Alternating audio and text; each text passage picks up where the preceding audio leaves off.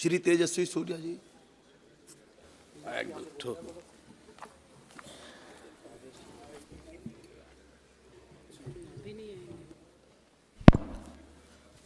धन्यवाद speaker sir, आपने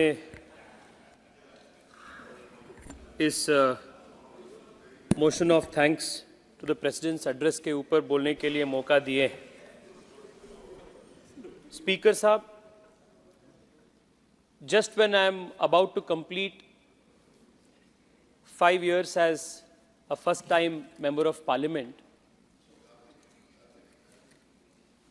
I go back to reflecting the days late 2013, late 2014, when for the very first time many young people of my age then took to the streets in various protest places across the country in the Anna Hazare led protests. देश में एक प्रकार का निराशा का माहौल था। रोज अखबार में बड़े बड़े स्कैंडल्स के, करप्शन स्कैम्स के रोज न्यूज़ आते थे। दिल्ली हो या मुंबई हो, अखबारों में रोज हम टेररिस्ट अटैक्स के बारे में देखते थे, पढ़ते थे। निर्भया के जो घोर रेप एपिसोड हुआ था, that had also shaken the conscience of the nation. एक प्रकार के सरकार के प्रति और पूरे पॉलिटिकल सिस्टम के प्रति ही एक विश्वासहीनता देश में एक पैदा हुआ था।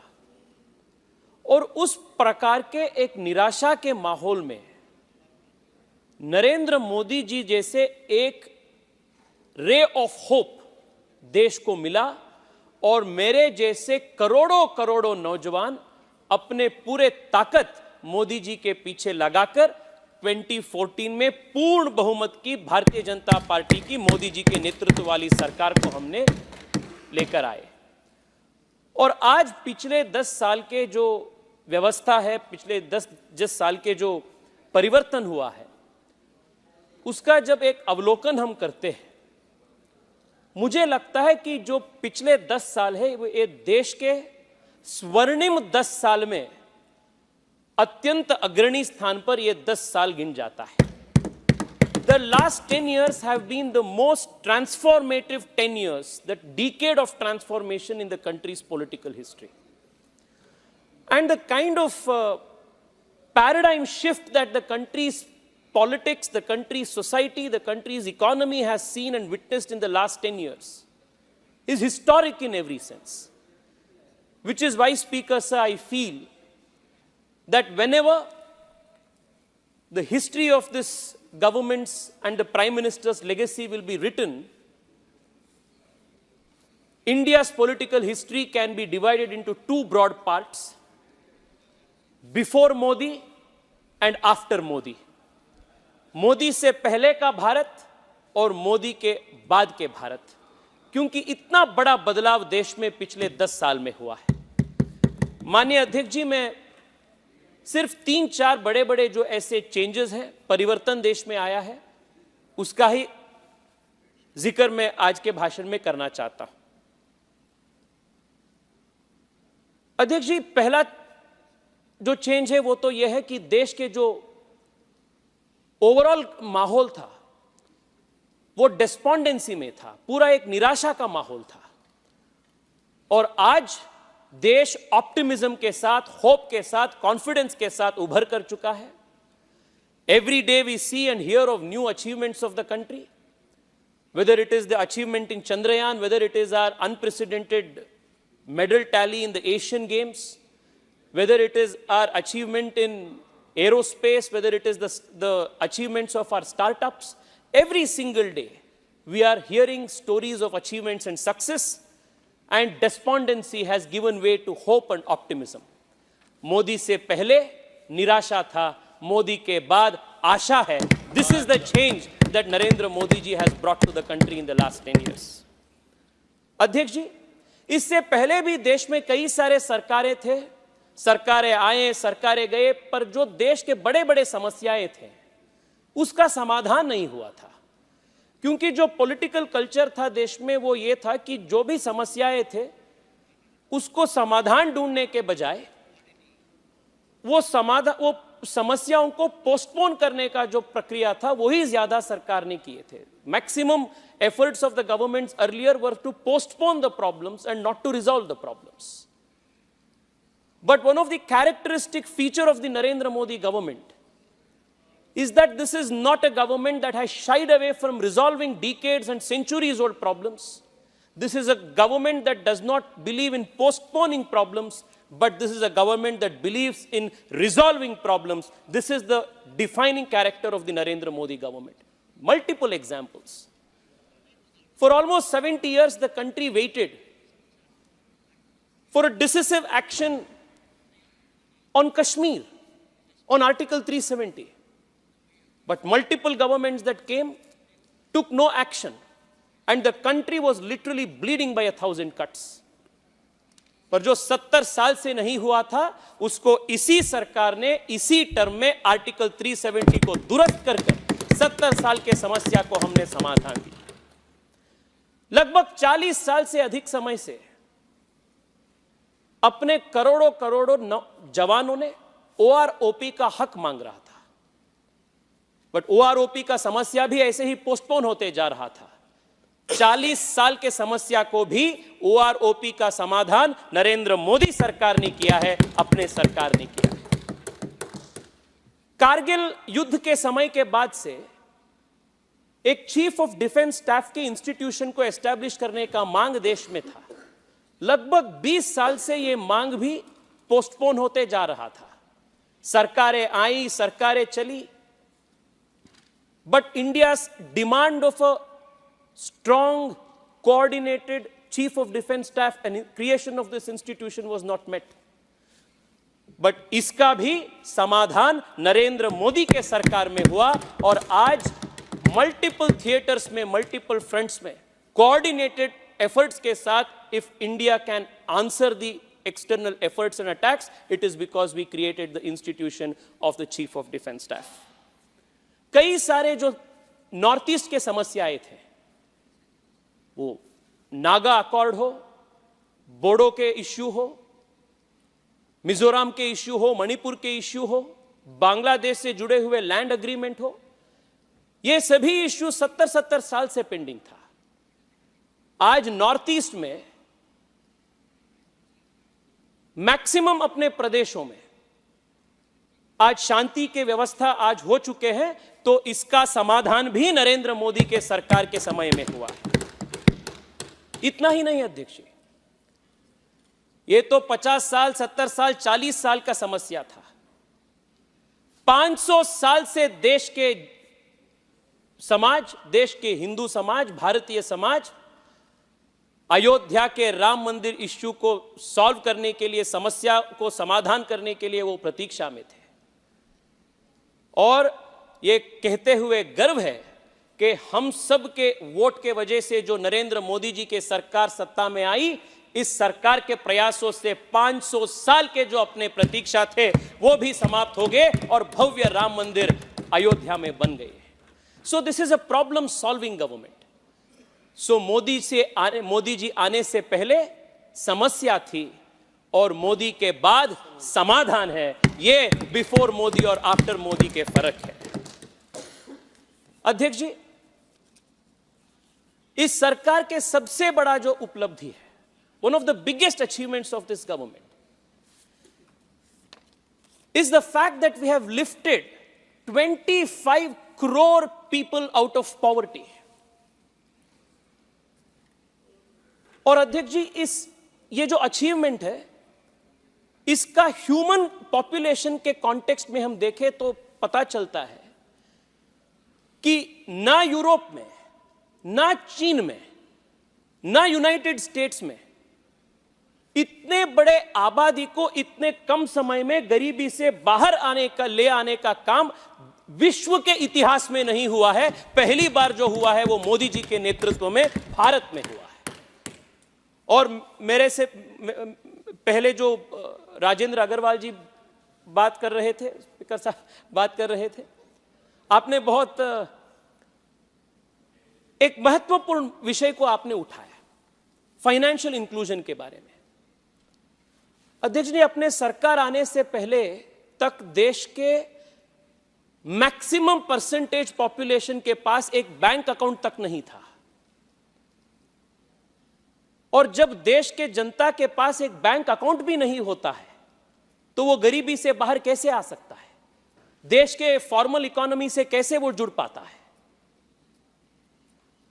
और पिछले 10 साल में हम 50 करोड़ से अधिक गरीबों को बैंक अकाउंट से जोड़कर हम फॉर्मल इकोनॉमी के माध्यम से उनको भलाई करने का, गरीबी से मुक्ति दिलाने का काम नरेंद्र मोदी सरकार ने पिछले 10 साल में किया। And when somebody gets connected to the banking system, Adhyaksh ji, it is very natural that they get introduced to a lot of other formal products. देश में इंश्योरेंस का जो कवरेज था, परकोलेशन जो था, वो अत्यंत कम था। पर ये जनधन अकाउंट में लगभग 50 करोड़ जनता जुड़ने के बाद इंश्योरेंस का भी कवरेज देश में ज्यादा हो चुका है। वो आयुष्मान भारत हो सकता है, प्रधानमंत्री बीमा योजना हो सकता है, या 20 रुपए में जो एक्सीडेंट इंश्योरेंस प्रधानमंत्री जी के मिल रहा है वो हो सकता है। ऐसे जो फाइनेंशियल प्रोडक्ट्स को देश के एलीट वर्ग टेकन फॉर ग्रांटेड मानते हैं, ऐसे कई सारे इंश्योरेंस जैसे प्रोडक्ट्स को पहली बार देश के गरीब तक पहुंचाने का काम अपने सरकार ने किए हैं, नरेंद्र मोदी सरकार ने किए। अध्यक्ष जी, अपने पहले टर्म में जो पिछले 75 साल के 70 साल के जो कमियां थी उसको हम सुधार किए। मोदी जी के सेकेंड टर्म में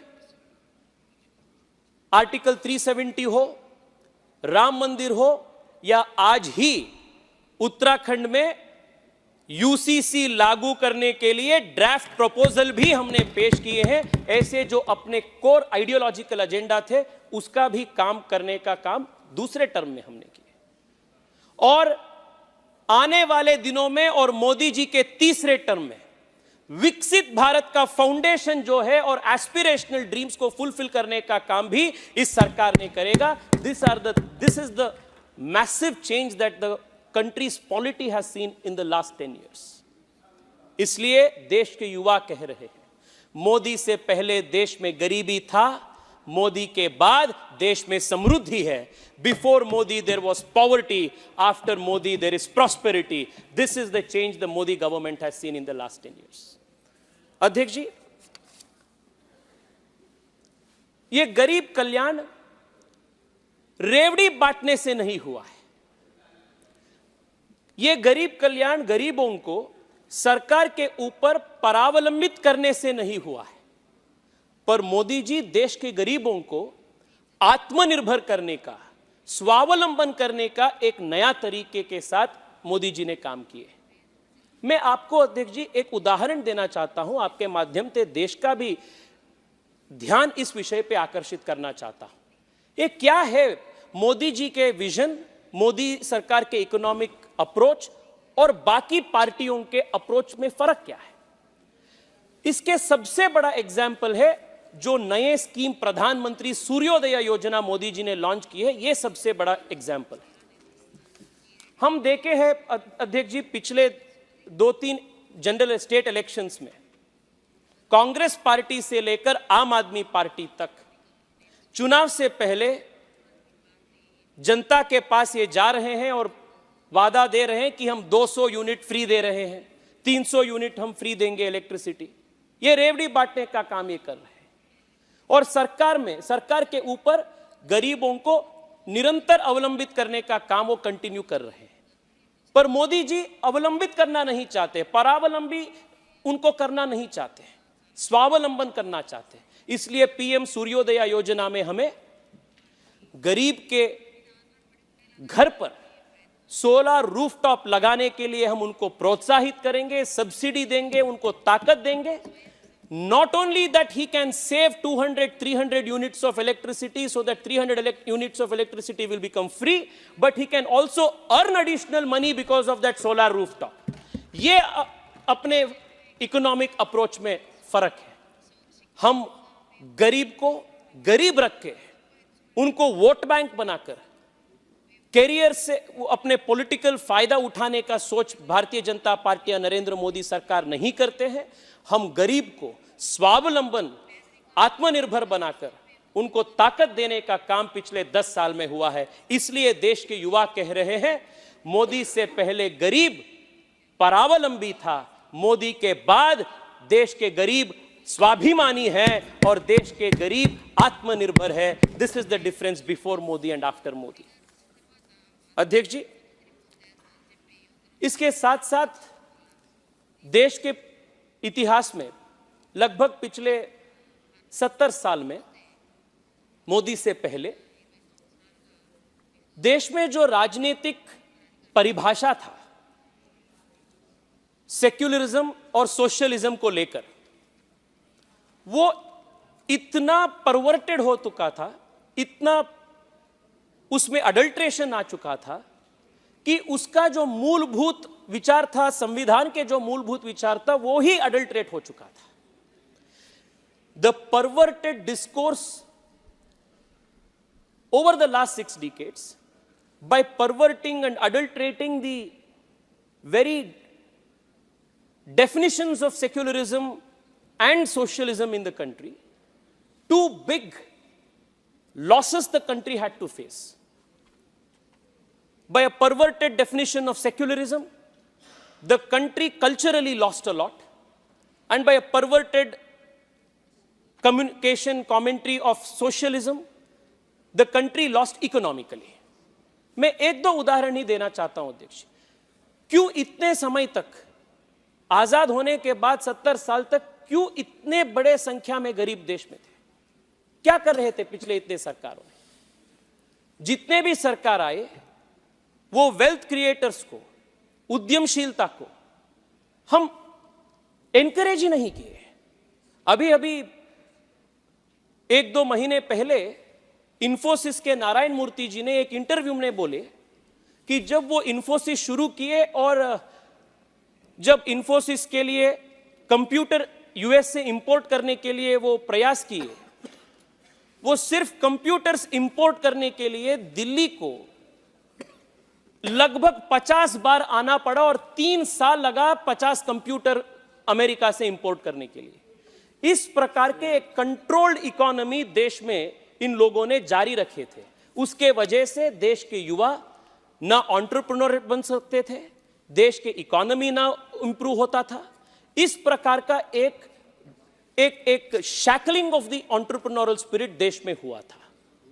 बट आज मोदी जी आने के बाद for the first time these fetters, these shackles, these chains that had kept the entrepreneurial spirit of the country tied, these have been removed, and as a result 100 से ज्यादा जो अपना startup तब थे, आज 1 लाख से ज्यादा स्टार्टअप्स देश में हैं और देश को समृद्ध बनने के काम में आज के स्टार्टअप्स हैं। अध्यक्ष जी, मैं 3-4 ही और विषय आपके सामने उल्लेख करना चाहता हूं। और अध्यक्ष जी, माननीय राष्ट्रपति महोदया ने रिसर्च एंड डेवलपमेंट के बारे में भी उल्लेख किए। अध्यक्ष जी, इस साल के बजट में 1 लाख करोड़ रुपए धनराशि रिसर्च एंड डेवलपमेंट को प्रोत्साहन करने के लिए सरकार ने रखे। 1 लाख करोड़ रुपए। This is making India future ready and future proof. ये पहली बार देश के युवाओं को रिसर्च एंड डेवलपमेंट करने के लिए इतना बड़ा धनराशि का सपोर्ट देश में मिल रहा है। शायद खास पहले जो सरकारें थे इस प्रकार के सपोर्ट दिए होते, India would have emerged already as a technological superpower in the world. Because they did not do it in many areas, India has to play catch up today.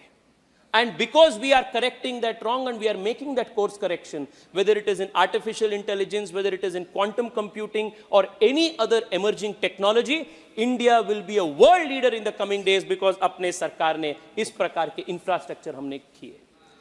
अध्यक्ष जी, ये सेक्युलरिज्म का परिभाषा, ये भी देश में एक प्रकार के कल्चरल कॉन्फिडेंस कम करने का काम किया। मैं दक्षिण भारत से आता हूं अध्यक्ष जी, और मैं आपको यह बताना चाहता हूं कि इस प्रकार का एक जो नैरेटिव देश में खड़ा किया गया है, विशेष रूप में पिछले 2-3 साल से, कि दक्षिण भारत अलग है, उत्तर भारत अलग है, और दक्षिण भारत में हिंदी का इंपोजिशन हो रहा है। इस प्रकार का कई सारे भ्रम फैलाने का काम विपक्ष ने कर रहा है। मैं अध्यक्ष जी एक और बात पे भी आपका ध्यान आकर्षित करता हूं। कल कर्नाटका से जो एमपी थे, कांग्रेस पार्टी से एमपी, वो दक्षिण भारत के प्रत्येक राष्ट्र मांगने का काम भी कल उन्होंने किए। इससे बड़ा अगौरव इस सदन के प्रति क्या हो सकता है? I am astounded, Adhyaksh ji. I am ashamed. I am ashamed that a sitting member of parliament has not only violated his oath, but has also betrayed the true intention of the Congress party by demanding a separate nationhood for the southern states of India. There are two things I want to bring to your attention, Adhyaksh. Bar bar DMK के सदस्य, बार बार कांग्रेस के जो south से जो MPs आते हैं, वो Hindu imposition के बारे में बात रखते रहते हैं। कार्ति जी भी है, he also keeps speaking about Hindi imposition. I want to tell you through this August House, through you, Adhyaksh ji. I come from Karnataka. My mother tongue is Kannada. I do not want any kind of Hindi imposition. And if there is one party that has resisted Hindi imposition, has been against imposition of any kind, has always supported the vitality, diversity of various languages in India, it is my party, the Bharatiya Janata Party. I want to give you one example from the Constituent Assembly. Now, because please this, conclude. Adhyaksh ji, I'll just take 2 more minutes, because this is a very important issue. Okay. Even yesterday, there were members of the DMK, there were members of the Congress party who created this argument about Hindi imposition. When the debate was being held in the Constituent Assembly, Adhyaksh ji, on what should be the official languages of India, it was Shyama Prasad Mukherjee, who was the founder of the Bharatiya Janasangh, the earlier avatar of the Bharatiya Janata Party, who said this, and I quote, "Some of my friends spoke eloquently that a day might come when India shall have one language and one language only. Frankly speaking, I do not share that view. And when I say so, I am not ignoring the essential need for creating that national unity of India, which must be the foundation stone in our future reconstruction. That unity must be achieved by allowing those elements in the national life of our country which are today vital to function, and function in dignity, harmony, and in self-respect. Today, it stands to the glory of India that we have so many languages from the north to the south, from the west to the east, each one of which in its own way has made contributions which have made Indian life and civilization what it is today. If it is claimed by anyone that by passing an article in the Constitution of India, one language is going to be accepted by all by a process of coercion, I say, sir, that will not be possible to achieve. Unity in diversity is India's keynote and must be achieved by a process of understanding and consent, and for that a proper atmosphere has to be created." This was the position of the Janasangh and Shyama Prasad Mukherjee. This is still our position, Karti ji. I will tell you why. And I will tell you why it was your party, the Congress party, which was the original party of imposing Hindi on the southern language, in the southern states. Adhyaksh ji, पिछले 70 साल में, in the last 60 years, Adhyaksh ji, the Congress party got 4 opportunities to draft the country's national education policy. And every time, the Congress party's national education policy came with a 3-language formula. And what were these 3 language formulas? In all the non-Hindi speaking states, Hindi was made compulsory. Who made these policies? It was Jawaharlal Nehru, it was Indira Gandhi, it was Rajiv Gandhi, and it was not reviewed by Manmohan Singh. for the first time, through the National Education Policy of 2020, Narendra Modi government has changed this compulsory Hindi policy and made study of any regional language of India possible. We have for the first time introduced provisions to study higher education in mother tongue. Now, please We have conclude. made it compulsory to make primary education in mother tongue. Karti ji, these are the facts that are staring at you and your party. So please stop the bogey that the Bharatiya Janata Party is the party that imposes Hindi. Stare at the facts that are staring you. Acknowledge that it was your party that imposed Hindi on coercively on the non-Hindi speaking states of the country. Adhyaksh, I want to conclude only with one thing. पिछले 10 साल में एक cultural Renaissance भी देश में हुआ है और एक कल्चरल रिनेसांस देश के युवाओं में विशेष रूप में एक नया आत्मविश्वास जागृत किया है और ये नए आत्मविश्वास देश के हर प्रकार के in all walks of life we are witnessing this new found self confidence especially the world is taking note of this. And today India is not only exporting defense equipments, India is only not exporting automobile components, India is not only exporting electronic equipments. Speaker sir, India is today also exporting good governance models to the world which the world is taking note of. For example, the world is taking note of how India managed COVID. The world is studying that model. The world is also looking at how India has set for itself and for its population a digital public infrastructure which is the best in the world. Many countries are drawing inspiration from this. Not just that, even legislative techno-legal solutions like the ones that we have devised in the data protection law are the ones that the world is taking inspiration from. Modi से पहले अध्यक्ष जी, प्रधानमंत्री जी बनने से पहले हम Gujarat model से देश इंस्पिरेशन लेते थे। आज जब प्रधानमंत्री के रूप में मोदी जी काम कर रहे, विश्व और अलग अलग प्रदेश इंडिया मॉडल से आज प्रेरित हो रहा है, भारत से प्रेरित हो रहा है। This is the change that has taken place. अध्यक्ष जी, I want to conclude with just one particular comment. कल जब निर्मला सीतारामन जी ने अपने बजट भाषण के कंक्लूजन में ये बोली कि 2024 में जुलाई में जब हम वापस आएंगे और विस्तार रूप में जो बजट हम पेश करेंगे, it was an indication of our confidence. But the opposition and its commentators inside and outside of the parliament kept commenting that this is arrogance. But ये एरोगेंस नहीं है अध्यक्ष जी, ये कॉन्फिडेंस है। और ये कॉन्फिडेंस कहां से आता है? ये कॉन्फिडेंस यहां से आता है कि हम डिलीवर किए हैं, हम जो कहे हैं वो हम किए हैं। वी आर कॉन्फिडेंट अध्यक्ष जी बिकॉज हमने 50 करोड़ जनधन खाते खोले हैं। हम वापस आने में विश्वास इसलिए रखते हैं क्योंकि हम 11 करोड़ से ज्यादा टॉयलेट कंस्ट्रक्शन पिछले 10 साल में किए हैं। हम इसलिए कॉन्फिडेंट हैं क्योंकि देश में 30 करोड़ से ज्यादा मुद्रा योजना के अंतर्गत लोन हमने सैंक्शन किए हैं। 43 करोड़ मुद्रा योजना लोन। हम इसलिए कॉन्फिडेंट हैं क्योंकि हम 30 लाख से ज्यादा धनराशि डीबीटी के माध्यम से देश में हम बचाए। हम इसलिए कॉन्फिडेंट हैं क्योंकि 10 करोड़ से ज्यादा गरीब महिला को हम पहली बार एलपीजी कनेक्शन दिए हैं। हम इसलिए कॉन्फिडेंट हैं क्योंकि देश में 4 करोड़ से अधिक गरीबों को पहली बार एक मकान दिलाने का काम हमने किए हैं।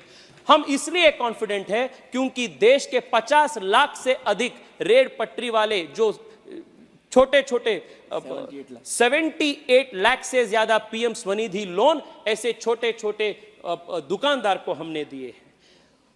15 करोड़ से ज्यादा जल जीवन मिशन के अंतर्गत देश के गरीबों के घर पे पहली बार नल से जल ले आने का काम भी हमने किए हैं। इसलिए हम कॉन्फिडेंट हैं अध्यक्ष जी। अध्यक्ष जी, देश के युवा आज कह रहे हैं कि देश बदल चुका है और देश बदल रहा है। मोदी से पहले और मोदी के बाद देश बहुत बदल हो चुका है। मोदी से पहले सत्ता थी, मोदी के बाद सेवा है। मोदी से पहले समस्या थी, मोदी के बाद समाधान है। मोदी से पहले मलिनता थी, मोदी के बाद स्वच्छता है।